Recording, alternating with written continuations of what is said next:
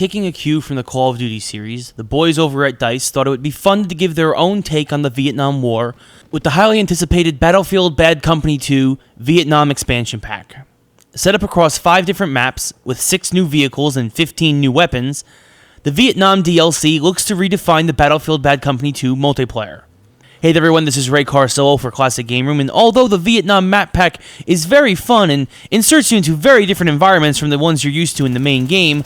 I don't know if I could say it redefines the experience, and for $15, that's 5 expensive maps. Despite this, I will say that the strategy and gameplay for the multiplayer does change on these maps compared to the main game. Much smaller and more confined than most of the other maps, the Vietnam map pack tries its best to force you into close-quarter confrontations more often than not, and has you rely on a lot of the underbrush and foliage that you're surrounded by to try to conceal yourself in your environment and get the jump on unsuspecting foes.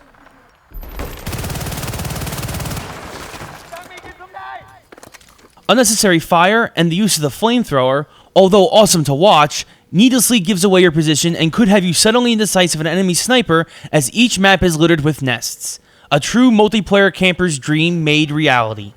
Aside from this forced change in tactics, there are also new guns and vehicles for you to try to master, not only for the 10 extra achievements that come with the DLC, but also for the sake of your very survival. New tanks and gunboats also populate most maps, but since the terrain is not well suited for these vehicles, more often than not, only the most skilled drivers and gunners can turn these vehicles into advantages, whereas in the main game's maps, the vehicle was always the thing many people raced for first. The new shotguns and World War II era weapons also at your disposal can make for an interesting gunfight, as your accuracy and recoil is far worse than you might be used to. After all, we've come a long way technology-wise in 40 years. The graphics are just as good as the main games, with tremendous shadow effects, as it's hard to tell sometimes when a giant leaf shadow is really the fast movements of an enemy soldier ducking away, making you paranoid as you try to track every movement around you.